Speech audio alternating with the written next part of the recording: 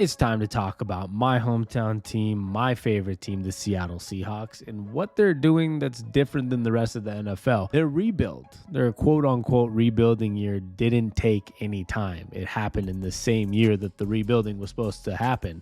They made the playoffs in the same year the rebuild was supposed to happen. They found their quarterback for the next maybe 2 or 3 years. The same year this rebuild, quote unquote, was supposed to happen. Now the Seattle Seahawks sit with the 5th pick in the draft, along with coming off of a playoff roster or a playoff-worthy team that made the playoffs, obviously. And on top of that, have some big signings. So I want to go through a lot of these different things because I think the Seahawks have kind of found a way to build differently than the rest of the NFL and found a way to be special. And it means a lot as a Seahawks fan to see that. And I just wanted to get back on my YouTube game while bringing some Seattle Seahawks stuff here because that's one of my favorite things to talk about. Before I even get into the way that they're about to handle this whole draft, we obviously have to break down the fact that they did bring back Geno Smith. They brought back a starting quarterback who outplayed most of the NFC quarterbacks that I'm going to list off here. He's one of the better ones now left in the NFC after a couple departures as well. And they brought him back for a pretty reasonable price. At the end of the day, Daniel Jones got paid more than Geno Smith. You have guys like Kirk Cousins and Derek Carr, who's now in the NFC, getting paid more than Geno Smith. And I don't know if I'd want any of those guys for more money than having Geno Smith for the money that he signed for $105 million. Now, he's not perfect, right? He's not the best quarterback in the NFL, but he is only 32 years old. He's younger than Russell Wilson, who got $250 million. And he played better than Russell Wilson, just as an example. Not Russell Wilson. Hey, don't need all those people in my comments. He even says himself, as long as I continue to improve, I think the sky's the limit. I'm only 32, and I've got 10 to 12 years left in this league. Now, 10 to 12 years means he's on Tom Brady's level, which is probably unlikely. But he does have 5, 6, 7, 8 years left. And he got his $105 million contract extension. If he continues to play well, he'll probably get another one, whether it's from the Seahawks or another team. And I'm breaking down when you look at the rest of the NFC. With Aaron Rodgers most likely going to the Jets, that means Jordan Love's the quarterback there. With the retirement of Tom Brady, Baker Mayfield's the quarterback now of the Bucs. There aren't many quarterbacks that are as good as Geno Smith. You can look at Kirk Cousins, Matt Stafford, Kyler Murray, Derek Carr, Dak Prescott, Jalen Hurts. There's 4 or 5 other guys right there. Geno might be somewhere in that top 5, if not top 2 or 3. There's a lot of people that would take Geno Smith over Kirk Cousins, over Jared Goff. For this year, obviously, the way he played, over Dak Prescott. Now, I think it's hard to argue, Jalen Hurts is better.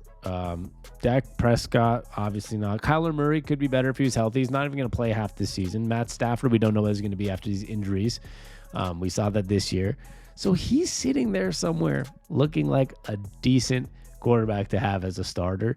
And more than decent, I guess. I mean, we're talking about a guy who's potentially the 3rd, 4th, 5th, or 6th best quarterback in the NFC, which is totally fine. That's not a problem to have. So I'm glad to have him there.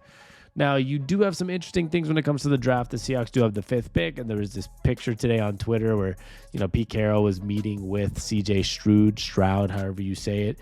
You don't know what they're going to do at that 5 pick. You don't know if that's going to be an Anthony Richardson. You don't know if that's going to be a C.J. Stroud, however you say it. You don't know if that's going to be a Will Anderson, a Jalen Carter. You never know if the Seahawks, what they're technically going for. But we'll get there shortly. I want to get to some of the moves.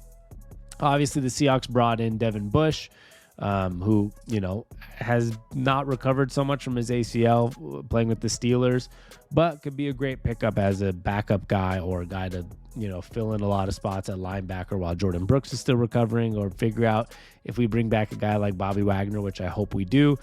Great person to help teach him a lot more about the linebacker position. Obviously, the big signing was Draymond Jones, defensive lineman. 3 years, $48 to $51 million. It's a big move by the Seahawks. We're not talking about, a small move here. We're talking about $15, $20 million a year almost for a defensive lineman. But last year on the Broncos, where after some of his quotes, you can tell he's not that happy being there. He had 47 tackles, 6.5 sacks, 9 tackles for a loss, and 10 quarterback hits. This is a very important need. Everything on the defense was an important need this offseason for the Seahawks. So you got to be happy about what they did there. On top of that, they still brought back Jarran Reed. Jarran Reed obviously was with KC last year, but he's a former Seahawk. He's back on a 2-year deal, which will help on the defense. And another big pickup, obviously, was the safety Julian Love from the Giants. He just turned 25 this week, 124 tackles last year. He led the Giants. He had 2 interceptions, which was tied for the most of the Giants, and he was on special teams and punt protection. Kind of a do-it-all player. Now, what's weird about that pickup was that, we have 3 safeties, Jamal Adams, Quandre Diggs, and Ryan Neal. I don't really know what they're looking to do. Our secondary is obviously improved with Diggs, Adams coming back. You have Ryan Neal playing okay, Julian Love. You have Tariq Woolen, Kobe Bryant, Mike Jackson. Now, draft, I think we're going to probably try to pick up a corner, which we'll get to here, but they're okay right there with Tariq and Kobe and Mike with another pickup. But the safeties, 4 safeties is a lot. Now, what I really think is going to happen is I think Diggs, Ryan Neal, and Julian Love are going to be all in the mix at safety. And I think Jamal Adams is not going to get traded. I don't think that's going to happen. I think they're going to find some weird hybrid position for him that, we all know the nickname Blitz Boy that he got for a while. He's going to be Blitz Boy. He's going to be lined up as a safety, then jumping in blitzing with another safety dropping back to recover for him. He's going to be, I don't know, just on the defensive line, but as a weird piece that can also drop out if they bring out another receiver. And by defensive line, I don't mean like lined up. You know what I mean? On the edge, standing, like kind of linebacker position, trying to blitz. I'm never going to sit here and pretend I'm a NFL football coach to give you exact terminology. I'm just saying they're going to use this guy in a really unique way. And that's what I'm most excited to see is how unique are they going to use him, which I'd rather have than him being traded. So we'll see how that all works out. Now, on top of that all, we have the draft. I love what the Seahawks did. I don't have to, I think everybody kind of loves what they did if you're a Seahawks fan so far. I mean, there's a couple other pieces we're in need of, which is why I want to get to the draft. You have a couple guys that are on my radar, which are on everyone's obvious radar, which I want to break down first. The 5th pick in the draft. If you follow me on Twitter, @SammyOnTap, or our business page, @SONSeattle, SONT Seattle, you will know there's 3 guys we talk about the most at that 5 pick. Will Anderson, Jalen Carter, who I'm not sure about right now because of the legal problems that he had, but he's on one of those can't miss prospects that you never know, in the Seahawks love projects. And Anthony Richardson at quarterback. But we did see that picture of CJ Stroud, so who knows what the Seahawks are looking at. If you ask me, I think the Jalen Carter pick's scary. I mean, you never know with a guy that's already going through legal trouble. He was out of shape at the combine or his pro day, whatever it was. They said he gained 10 pounds. But that could be stress. That could be a young man going through a lot of stuff. Who knows? The Seahawks probably know better than us, obviously. I wouldn't care if they traded back that pick. Go pick up a couple more picks in the first, second round. You saw Chicago got a haul from the Panthers for the number 1 pick. I'm sure there's a team that'll give us half of that for the number 5 pick. But if you ask me, I want Will Anderson. He was probably the one guy below Jalen Carter that I wanted, but he didn't have the legal problems, and I hope he falls to us. But Jalen Carter is the guy that a lot of people really, really want. The talent, the size, the can't miss prospect type of person. It's just the off the field that I'm not sure about. And then to the quarterback position, Anthony Richardson's a project. Seahawks like projects. You could probably get him lower than 5, which I don't mind if they trade back and go for him, but I'm fine with Geno right now, and let's just wait. The other positions that we're really in need of, obviously, the wide receiver position is going to be important for us. Mel Kiper thinks we're going to take Jackson Smith, I don't know how to say his last name, at 20 potentially from Ohio State. That could be a big piece for him with Tyler Lockett, DK Metcalf, because we need a third receiver that stays healthy. You have the Seahawks also, former Seahawks, Richard Sherman, talking about Georgia's cornerback, Keely Ringo, 6'2", 207, a big fit, that body type for the Seahawks that they like, that would fit with Tariq Woolen and a Kobe Bryant.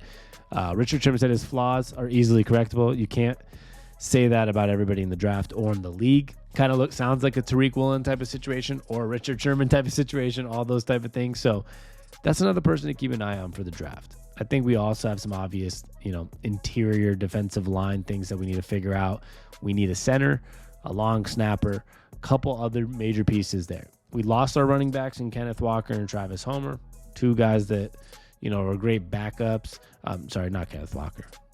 That would have freaked people out. We lost Travis Homer and Rashad Penny. We still have Kenneth Walker, but they're probably going to get somebody to fill in that third or second spot, hopefully soon. So all in all, the updates on the Seahawks have been really exciting.